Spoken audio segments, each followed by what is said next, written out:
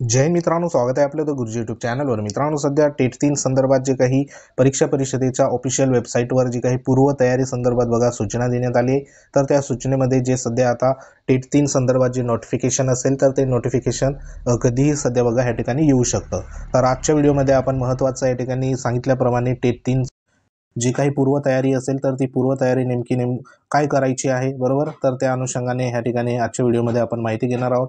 त्याच्यामध्ये महत्त्वाचं, सर्वात महत्त्वाचं जी काही कागदपत्र असेल तर ती कागदपत्र नेमकी आपल्याला कोणती ह्या ठिकाणी बघा तयार करून ठेवायची आहे, तुमच्याकडे कोणते कागदपत्र सध्या आहे किंवा नाही, तर त्या अनुषंगाने संपूर्ण जी काही माहिती असेल तर ती माहिती सध्या ह्या व्हिडिओच्या माध्यमातून सध्या आपण पाहणार आहोत। तर ह्याच्यामध्ये परीक्षा नेमकी कधी होऊ शकते, त्यानंतर नोटिफिकेशन असेल तर ते नोटिफिकेशन नेमकं आपल्याला कधी पाहायला मिळू शकते, त्यानंतर सर्वात महत्त्वाचा जो काही अभ्यास असेल तर त्या अभ्यासाला सध्या किती दिवस शिल्लक आपल्याकडे आता आहे। तर असे संपूर्ण जे काही प्रश्न होते तुमच्या मनातील, तर त्या प्रश्नासंदर्भात या ठिकाणी आपण चर्चा करणार आहोत। तर चला तर मग सुरुवात करूया। तर आपल्याला माहिती आहे की सध्या टेट 3 जी परीक्षा आहे तर ती टेट 3 परीक्षेसंदर्भात एफिडेट जे आहे तर ते एफिडेट ह्या ठिकाणी बघा सादर केलं होतं, आणि त्या अनुषंगाने सध्या जे काही टेंटेटिव्ह शेड्यूल होतं तर त्या टेंटेटिव्ह शेड्यूलच्या अधीन राहून जी काही टेट 3 संदर्भात सध्या बघा पूर्वतयारी संदर्भात जी काही नोटिफिकेशन असेल तर ते सध्या पब्लिश झालेलं आहे। तर आपल्याला ह्या ठिकाणी सर्वात महत्त्वाचं जे काही स्टडी असेल म्हणजे अभ्यास असेल तर तो अभ्यास सध्या बघा ह्या ठिकाणी तुम्हाला डबल जो काही गतीने अभ्यासाला सध्या बघा सुरुवात करा, जेणेकरून तुम्हाला आगामी होणारी जी काही परीक्षा आहे तर त्या परीक्षेमध्ये जास्तीत जास्त सध्या मार्क मिळवून जी काही गव्हर्नमेंट जॉब असेल तर तो तुम्हाला शिक्षकाचा मिळू शकतो। तर ह्याच्यामध्ये आता तुम्हाला तुमच्याकडे जे काही सध्या आता आहे मार्च महिना, बरोबर। तर मार्च महिना सध्या बघा आता संपण्यावर आहे, तर त्यानंतर एप्रिल महिना आणि त्यानंतर बघा मे महिना। तर ह्याच्यामध्ये आता एप्रिल महिन्यामध्ये आपल्याला जी काही नोटिफिकेशन असेल तर ती नोटिफिकेशन सध्या बघा पाहायला मिळणार आहे, कारण कोणत्याही परीक्षेची जेव्हा सध्या बघा नोटिफिकेशन यायची असते तर संदर्भात या ठिकाणी जवळपास परीक्षा जर मे किंवा जून महिन्यामध्ये जर व्हायची असेल, कारण शक्यता जी आहे तर ती मे एंडिंग आणि जूनच्या या ठिकाणी फर्स्ट जो काही वीक असेल तर त्या वीकमध्ये परीक्षेचं आयोजन या ठिकाणी होऊ शकतं, आणि परीक्षा जर मे आणि जूनमध्ये जर होणार असेल तर साधारण 40 ते 45 दिवस अगोदर जे काही नोटिफिकेशन असेल तर ते नोटिफिकेशन परीक्षेचं सध्या बघा येत असतं। मग त्याच्यामध्ये जे काही परीक्षेसंदर्भात जो अभ्यासक्रम असेल इत्यादी निकष जे असेल तर ते त्या संदर्भात बघा त्याच्यामध्ये आपल्याला कळत असतात। तर ह्याच्यामध्ये आता तुम्हाला तर परीक्षा संदर्भात इथं कन्फर्म 100% माहिती झालं की परीक्षा जी आहे तर ती परीक्षा सध्या येणारे जे काही मे आणि जून महिन्यामध्ये सध्या कंडक्ट होऊ शकते। तर आपल्याकडे किमान आता ह्या ठिकाणी मार्च महिना तर गेला, त्यानंतर एप्रिल आणि मे हे जे 2 महिने आहे तर ह्या 2 महिन्यामध्ये जो तुमचा अभ्यास असेल तर तो अभ्यास सध्या बघा वाढवा। तर आतापर्यंत तुमच्याकडे बघा जे काही फर्स्ट फेजमध्ये म्हणजे जी काही टेट परीक्षा या ठिकाणी 2022 जे उमेदवार दिलेले आहे तर त्यांच्याकडे ऑलरेडी डॉक्युमेंट सध्या बघा अवेलेबल आहे, परंतु जे सध्या नवीन उमेदवार आहे तर त्या नवीन उमेदवारांना नेमकी कागदपत्र जे असेल तर ते कागदपत्र तुमच्याजवळ कोणते असायला पाहिजे, तर त्या अनुषंगाने आपण पुढे माहिती बघूया। तर ह्या ठिकाणी तुम्हाला बघा जे काही संपूर्ण A to Z जी काही कागदपत्र सध्या तुमच्याकडे असायला पाहिजे तर त्या अनुषंगाने इथं संपूर्ण माहिती सध्या आपण बघणार आहोत। तर सर्वात महत्त्वाचं तुमच्याकडे जर तुम्ही ह्या ठिकाणी बघा तुमचं 1 ते 5 या गटासाठी म्हणजे 1 ते 5 या वर्गासाठी तुम्हाला जर पात्र व्हायचं असेल तर तुमच्याकडे सर्वात महत्त्वाचं या ठिकाणी TETचा पहिला पेपर किंवा CTETचा पहिला पेपर, बरोबर। म्हणजे TET संदर्भात जो काही परीक्षा असेल तर त्याचा पहिला जो काही पेपर असतो किंवा मग ह्याला ऑर म्हणून ह्या ठिकाणी जी काही सेंट्रलची CTET परीक्षा असते तर त्याचा पहिला पेपर तुम्हाला बघा उत्तीर्ण होणे गरजेचं असतं। तर ज्या उमेदवार सध्या बघा पहिला पेपर उत्तीर्ण असेल आणि त्यांचं जे काही क्वालिफिकेशन बघा DED असेल, बरोबर, DED असेल तर ते उमेदवार ह्या ठिकाणी जो काही 1 ते 5 या गटासाठी सध्या तुम्ही पात्र असणार आहेत, बरोबर। त्यानंतर तुमच्याकडे DED प्लस जी काही पदवी असेल, बरोबर, कोणत्याही प्रकारची पदवी असेल तर तुम्ही पुढचा जो काही सध्या बघा गट आहे म्हणजेच 6 ते 8 जो गट असेल तर ते 6 ते 8 गटासाठी देखील तुम्ही सध्या बघा पात्र असणार।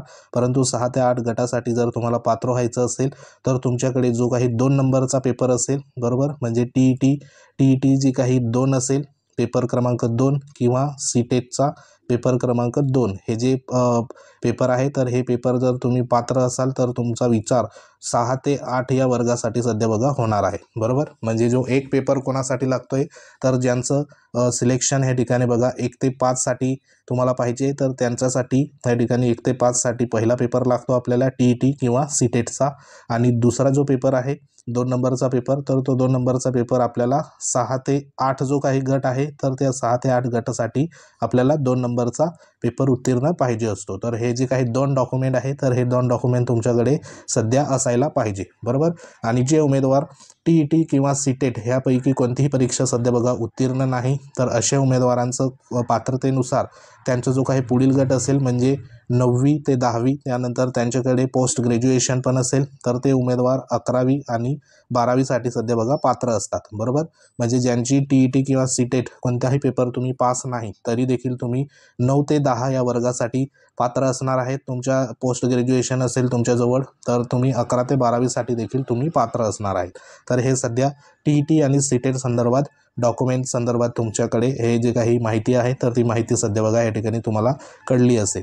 त्यानंतर तुमच्याकडे जे काही पुढील डॉक्युमेंट जे असणार आहे तर ते डॉक्युमेंट म्हणजे या ठिकाणी सांगितल्याप्रमाणे तुमच्याजवळ जे डॉक्युमेंट असणार आहे तर ते बघा पुढचं जे डॉक्युमेंट असेल तर ते डॉक्युमेंट म्हणजे तुमचं 10वीचं सध्या बघा जे काही मार्क आहे मार्कशीट असेल आणि महत्त्वाचं त्याचं जे काही प्रमाणपत्र असेल, बरोबर. म्हणजे 10वीचं गुणपत्रक आणि प्रमाणपत्र हे जे आहे तर ह्या दोन्ही गोष्टी तुमच्याजवळ असणे गरजेचं आहे. त्यानंतर 12वी संदर्भात देखील तुमच्याजवळ गुणपत्रक आणि प्रमाणपत्र या ठिकाणी 10वी आणि 12वीचं तुमच्याजवळ गुणपत्रक, बरोबर. म्हणजे मार्कशीट आणि महत्त्वाचं या ठिकाणी जे काही पासिंग सर्टिफिकेट असतं म्हणजेच प्रमाणपत्र तर ते प्रमाणपत्र तुमच्यासाठी बघा महत्त्वाचं या ठिकाणी असणार आहे. तर हे जे 2 डॉक्युमेंट आहे तर हे 2 डॉक्युमेंट तुम्ही तुमच्या पद्धतीने चेक करून घ्या की आपल्याजवळ 10वीचं मार्कशीट आहे का, 12वीचं मार्कशीट आहे का, त्यानंतर 10वीचं जे काही प्रमाणपत्र आहे का, 12वीचं प्रमाणपत्र आहे का, ह्या ज्या काही 2 गोष्टी आहे तर ह्या 2 गोष्टी तुमच्याजवळ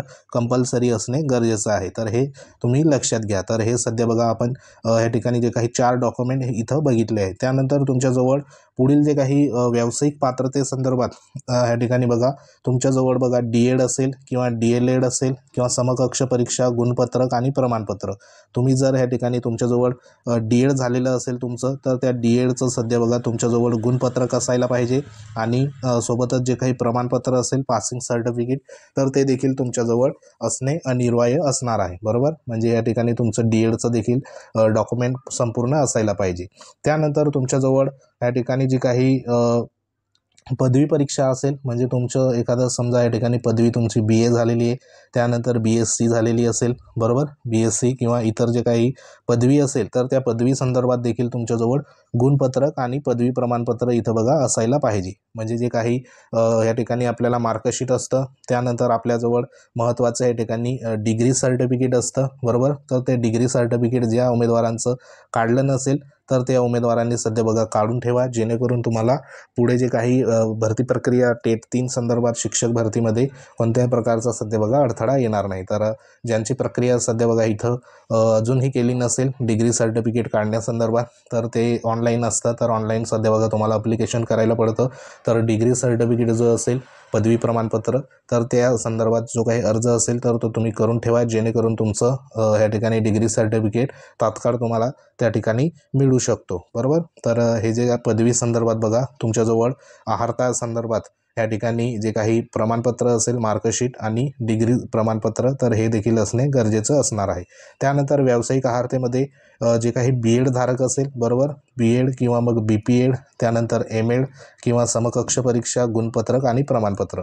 तर ज्या उमेदवारांचं BED झालेलं आहे, बरोबर, किंवा मग तुमच्याजवळ BPED झालेलं असेल किंवा मग MED झालेलं असेल तर त्या अनुषंगाने ह्यांचं देखील तुमच्याजवळ जे काही मार्कशीट असेल मार्कशीट आणि जे प्रमाणपत्र असेल डिग्री सर्टिफिकेट तर हे देखील तुमच्याजवळ ज्या पद्धतीने BA BSc पदवीचं आहे त्या पद्धतीने BEDचं देखील तुमच्याजवळ मार्कशीट आणि जे काही डिग्री सर्टिफिकेट असेल तर ते देखील असणे गरजेचं असणार आहे, बरोबर. तर हे जे काही 2-2 सर्टिफिकेट आहे म्हणजे गुणपत्रक आणि प्रमाणपत्र हे देखील तुम्हाला आतापर्यंत तुम्ही जर काढलं नसेल तर ते तुम्ही व्यवस्थित बघा काढून ठेवा जेणेकरून तुम्हाला भविष्यामध्ये कोणत्याही प्रकारची अडचण नसणार.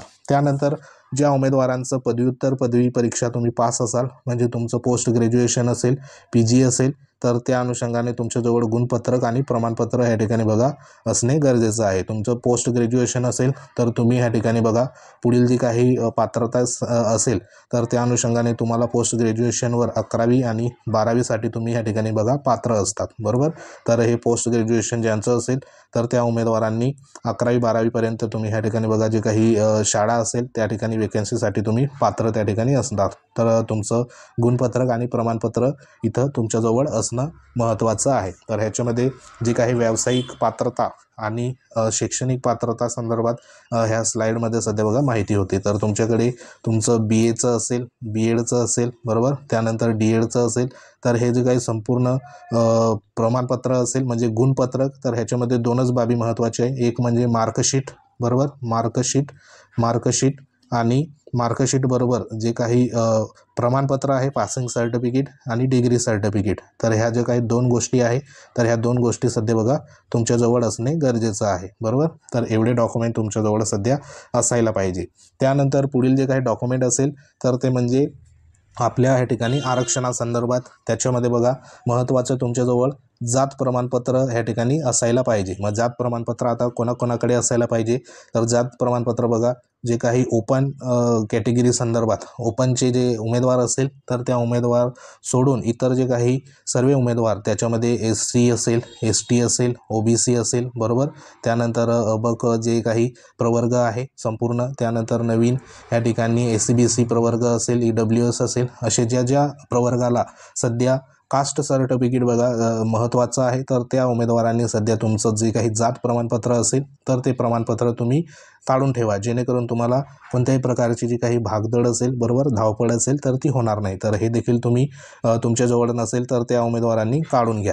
त्यानंतर जात वैधता प्रमाणपत्र जे आहे तर हे देखील तुम्हाला सध्या बघा डॉक्युमेंट जे काही सध्या व्हेरिफिकेशन होणार तर त्या अनुषंगाने हे देखील महत्त्वाचं असणार आहे. तर ह्याच्यामध्ये ST उमेदवार असेल, बरोबर, त्यानंतर इतर जे काही प्रवर्ग असेल तर त्यांना सध्या बघा जात प्रमाणपत्र त्या ठिकाणी काढून घ्यायचं आहे, बरोबर. त्यानंतर महत्त्वाचं ह्या ठिकाणी समांतर आरक्षणासंदर्भात महत्त्वाचा इथं जो मुद्दा देण्यात आला आहे की समांतर आरक्षणामध्ये ह्या ठिकाणी जे काही मोडत असेल, जे उमेदवार समांतर आरक्षणाचा लाभ घ्यायचा असल्यास तर त्या अनुषंगाने आपल्याला माहिती आहे की समांतर आरक्षणामध्ये ह्या ठिकाणी माजी सैनिक असेल, बरोबर, त्यानंतर प्रकल्पग्रस्त, भूकंपग्रस्त, हे जे संपूर्ण जे काही सध्या बघा समांतर आरक्षणामध्ये येतात तर त्यांच्याकडे आपापल्या पद्धतीने माजी सैनिक असेल तर माजी सैनिक संदर्भात जे काही प्रमाणपत्र असेल, प्रकल्पग्रस्त असेल, भूकंपग्रस्त असेल तर त्या अनुषंगाने तुमच्याजवळ सध्या बघा प्रमाणपत्र असणे गरजेचं आहे. अजून तुमच्याकडे नसेल तर तुम्ही ते प्रमाणपत्र सध्या बघा काढू शकतात, जेणेकरून तुम्हाला त्या आरक्षणाचा लाभ घेता येईल. त्यानंतर महत्त्वाचं या ठिकाणी जे काही महिला उमेदवार आहे तर महिला उमेदवारांसाठी सध्या जे काही महिला आरक्षण सध्या बघा असतं शिक्षक भरतीमध्ये, मग त्याच्यामध्ये जे काही ST आणि SC हे जे सध्या बघा दोन प्रवर्ग आहे तर ह्या प्रवर्गाच्या ज्या महिला आहेत तर त्या महिलांचं सध्या त्या ठिकाणी कोणत्याही प्रकारचं बघा महिला आरक्षणासंदर्भात जे प्रमाणपत्र असेल तर ते सध्या लागत नाही, परंतु इतर जे काही प्रवर्ग असेल ST आणि SC सोडून तर त्यांना जे काही NCL म्हणजे नॉन क्रिमिलियर सर्टिफिकेट जे आहे तर ते सध्या बघा लागत असतं. तर ज्या उमेदवारांचं नॉन क्रिमिलियर सर्टिफिकेट म्हणजे NCL सध्या बघा तुम्ही काढलं नसेल किंवा तुमच्याजवळ ऑलरेडी आता आहे परंतु त्याची जी काही डेट असेल तर ती डेट सध्या बघा मुदत संपली असेल तर त्या उमेदवारांनी जे काही NCL असेल ज्या प्रवर्गाला सध्या बघा लागू असेल तर त्या उमेदवारांनी सध्या बघा हे जे NCL असेल तर ते सर्टिफिकेट तुम्ही काढून ठेवा, जेणेकरून तुम्हाला पुढील प्रक्रियेमध्ये सध्या बघा कोणत्याही प्रकारचा अडथळा येणार नाही, बरोबर. तर हे डॉक्युमेंट तुमच्याजवळ असायला पाहिजे. ST आणि SC संदर्भात जे काही महिला असेल तर त्या महिलांना महिला संदर्भात जे आरक्षण असेल तर ते सध्या बघा घ्यायचं असेल तर त्यांना कोणत्याही प्रकारचं सेपरेट जे काही प्रमाणपत्र असेल तर त्याची गरज नसणार, परंतु इतर जे काही प्रवर्गातील महिला असेल तर त्यांच्याजवळ NCL जे आहे तर ते NCL असायला पाहिजे, तेव्हाच ते पुढील जे काही महिला आरक्षणासंदर्भात लाभ त्या ठिकाणी ते घेऊ शकतात. त्यानंतर तुमच्याजवळ पुढचं जे डॉक्युमेंट आहे तर ते डॉक्युमेंट म्हणजे या ठिकाणी अधिवास प्रमाणपत्र म्हणजे जो काही डॉमोसाईल आहे, बरोबर, तर तो डॉमोसाईल तुमच्याजवळ असायला पाहिजे. तर हा तुमच्याजवळ नसेल तर तो देखील तुम्ही काढून घ्या. डॉमोसाईल संदर्भात जे काही प्रमाणपत्र असेल तर त्या अनुषंगाने अर्ज करून ठेवा आणि ते जे काही प्रमाणपत्र असेल तर ते देखील तुम्ही काढून घ्या, बरोबर. त्यानंतर पेसा क्षेत्रातील जे उमेदवार असेल जे उमेदवार सध्या बघा 13 जिल्हे येतात पेसाचे, तर त्या पेसा क्षेत्रातील उमेदवार असेल तर त्यांनी पेसाचा जो काही दाखला असेल प्रकल्प अधिकारी सिग्नेचरचा, बरोबर, तर तो पेसाचा दाखला सध्या बघा तुम्ही काढून ठेवा, जेणेकरून तुम्हाला भविष्यात त्या अनुषंगाने जो काही आरक्षण असेल तर त्याचा तुम्ही तिथं लाभ घेऊ शकता. तर ह्या पेसा संदर्भात जे काही डॉक्युमेंट कोणती लागतात त्या अनुषंगाने आपल्या यूट्यूब चॅनलवर व्हिडिओ आहे, तो तुम्ही बघू शकता. त्यानंतर बघा जे काही उमेदवार आहे तर हे जे सध्या बघा डॉक्युमेंट आहे तर ते डॉक्युमेंट सध्या इथं आपण सांगितलेले आहे. त्यानंतर पुढील जे काही सध्या डॉक्युमेंट आहे 19 नंबरचं, ते म्हणजे उमेदवाराच्या नावात बदल असल्यास त्याबाबत पुरावा. आता हा महत्त्वाचा जो काही बदल असेल तर तो बदल म्हणजे आपल्या नावामध्ये एखादी सध्या बघा स्पेलिंग मिस्टेक झाली आहे, बरोबर. त्यानंतर जे काही महिला उमेदवार तर त्यांचं लग्न सध्या बघा झालं असेल तर त्याच्यामध्ये त्यांचं नाव आणि त्याचं पतीचं वगैरे नाव सध्या बघा या ठिकाणी जॉईन झालं असेल, म्हणजे वडिलांचं नाव त्या ठिकाणी निघून पतीचं नाव जर तुमचं ॲड झालं असेल आणि डॉक्युमेंट वगैरे त्या संदर्भात बघा नाव तुमचं बदल झालं असेल तर त्या अनुषंगाने तुमच्याजवळ जो काही नावात बदल असल्याचा पुरावा त्या ठिकाणी तुमच्याजवळ असायला पाहिजे. महिला उमेदवारांकडे जे काही विवाह नोंदणी प्रमाणपत्र असेल, बरोबर, तर ते देखील असायला पाहिजे. किंवा मग तुमच्या नावामध्ये जर तुम्ही कोणत्याही प्रकारचा बदल केला असेल तर त्यासाठी तुमच्या जे काही विवाह नोंदणी प्रमाणपत्र या ठिकाणी बघा पुढे देखील देण्यात आले. विवाह नोंदणी दाखला जो आहे तर तो महिला उमेदवारांसाठी या ठिकाणी लागणार आहे. आणि ज्या उमेदवारांचं नावामध्ये बघा बदल झालेला असेल तर अशा उमेदवारांनी बघा जे काही एफिडेट असेल, बरोबर, एफिडेट असेल किंवा मग तुम्ही ह्या ठिकाणी जे काही गॅझेट असेल तर ते गॅझेट सध्या बघा करून ठेवा, जेणेकरून तुमचं नावामध्ये जर बदल झालेला असेल, तुमच्या नावात बघा स्पेलिंग मिस्टेक झालेली असेल तर त्या अनुषंगाने तुम्ही सध्या बघा एफिडेट किंवा गॅझेट जे असेल तर ते सध्या बघा करून ठेवा, जेणेकरून तुम्हाला पुढे कोणत्याही प्रकारची अडचण असणार नाही. तर हे एक महत्त्वाचं होतं. त्यानंतर लहान कुटुंबाचं जे काही प्रतिज्ञापत्र असेल तर त्या संदर्भात बघा PDF असते, ती PDF आपल्या चॅनलवर आहे. ते फक्त नाव वगैरे लिहून तुम्हाला सही करायची असते, तर त्याचं वगैरे ताण घेऊ नका. तर सध्या हे महत्त्वाचे डॉक्युमेंट होते. त्यानंतर पुढचं डॉक्युमेंट जे आहे तर ते म्हणजे शाळा सोडल्याचा दाखला, बरोबर. तर ह्या ठिकाणी तुमचं जे काही शाळा सोडल्याचा दाखला म्हणजे एक प्रकारे तुमचं एक तर TC असेल, ट्रान्सफर सर्टिफिकेट, किंवा मग LC असेल, बरोबर. तर तुमचं ग्रॅज्युएशन झालेलं असेल तर तुमच्याकडे TC असेल, बरोबर, ट्रान्सफर सर्टिफिकेट. तर हे देखील तुमच्याजवळ नसेल तर तुमचं शिक्षण बघा पूर्ण झालं असेल तर हे देखील तुम्ही व्यवस्थित बघा कॉलेजमधून सध्या हे काढून घ्या, बरोबर. त्यानंतर आधार कार्ड आपल्या सर्वांजवळ असतं, ते नसेल तर ते व्यवस्थित तुम्ही बघून घ्या. त्यानंतर जन्म तारीखासंदर्भात सध्या TC किंवा LC हे ह्याच्यावरनं सध्या बघा होऊन जातं. तर सध्या जे काही ह्या ठिकाणी 22 ते 23 प्रकारचे सध्या बघा डॉक्युमेंट आहे तर ते डॉक्युमेंट आपल्याजवळ ह्या ठिकाणी टेट परीक्षेसंदर्भात जे नोटिफिकेशन येणार आहे तर त्या नोटिफिकेशनच्या अगोदरचं संपूर्ण जे काही सध्या बघा प्रमाणपत्र असेल तर ते प्रमाणपत्र असणे गरजेचं असणार आहे. तर ह्याच्यामध्ये तुमचं TET किंवा CTET संदर्भात बघा ह्या ठिकाणी तुम्हाला माहिती मिळाली, बरोबर, पहिला पेपर, दुसरा पेपर. त्यानंतर 10वी 12वी संदर्भात प्रमाणपत्र आणि गुणपत्रक. त्यानंतर ह्या ठिकाणी व्यावसायिक अर्हते संदर्भात DEDचं, त्यानंतर पदवीचं, त्यानंतर BEDचं आणि पदव्युत्तर पदवीचं. तर ह्यांचं तुमच्याजवळ गुणपत्रक, प्रमाणपत्र म्हणजे जे काही मार्कशीट आणि डिग्री सर्टिफिकेट, बरोबर. तर हे डॉक्युमेंट सध्या बघा तुमच्याजवळ असणे गरजेचं असणार आहे. त्यानंतर जात प्रमाणपत्र असेल ज्यांना लागू आहे ते. त्यानंतर या ठिकाणी व्हॅलिडिटी असेल, वैधता प्रमाणपत्र हे ज्यांना लागू आहे तर त्यांनी सध्या बघा काढूनच ठेवा, कारण हे महत्त्वाचं तुमचं आरक्षणासंदर्भात असणार आहे. त्यानंतर समांतर आरक्षणामध्ये जे काही प्रकल्पग्रस्त, भूकंपग्रस्त, बरोबर, माजी सैनिक इत्यादी जे सध्या संपूर्ण ह्या ठिकाणी येतात समांतर आरक्षणामध्ये, खेळाडू वगैरे, तर त्यांनी आपापल्या परीने त्या संदर्भात प्रमाणपत्र तुम्ही काढून ठेवा. त्यानंतर डोमोसाईल काढून ठेवा. त्यानंतर पेसा क्षेत्रातील उमेदवारांनी पेसा दाखला रेडी करून ठेवा, बरोबर. त्यानंतर जे काही महिला उमेदवार असेल तर त्या महिला उमेदवारांनी तुमचं जर ह्या ठिकाणी बघा नावात बदल झालेला असेल तर नावासंदर्भात जे काही एफिडेट असेल किंवा गेजेट असेल तर ते सध्या बघा करून ठेवा.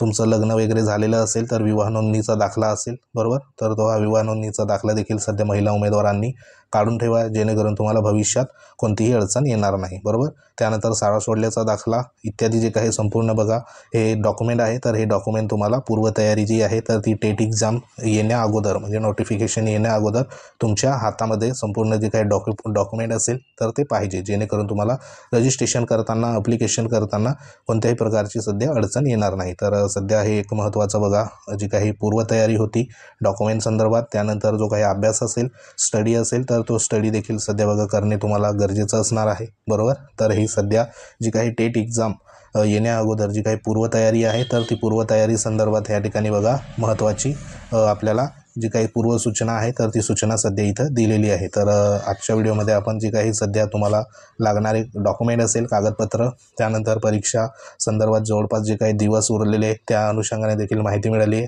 अभ्यास जो असेल तर तो अभ्यास देखील तुम्ही वाढवा, बरोबर. तर हे संपूर्ण तुम्हाला माहिती सध्या या ठिकाणी मिळाली असेल. अजून काही तुम्हाला डाऊट असेल, तुमच्या काही क्वेऱ्या असेल तर तुम्ही कमेंट नक्की करा, त्याच्यावर योग्य तो रिप्लाय देऊ. तर महत्त्वाचा व्हिडिओ होता. व्हिडिओ आवडला असेल व्हिडिओ लाईक करा, शेअर करा. तुम्ही जर आपल्या चॅनलवर नवीन असाल चॅनलला आवर्जून सबस्क्राईब करून घ्या. तसंच बाजूला बेल आयकॉन आहे त्याला देखील प्रेस करा. आपलं टेलिग्राम चॅनल आहे ते देखील जॉईन करू शकतात. त्याच्यावरती तुम्हाला अशा प्रकारचे महत्त्वाचे अपडेट वेळोवेळी आपण देत जाऊ. तर महत्त्वाचा व्हिडिओ होता. लाईक करा, काही कमेंट असतील कमेंट करा. तर भेटू आपण नेक्स्ट अपडेटमध्ये. तोपर्यंत जय हिंद, वंदे मातरम.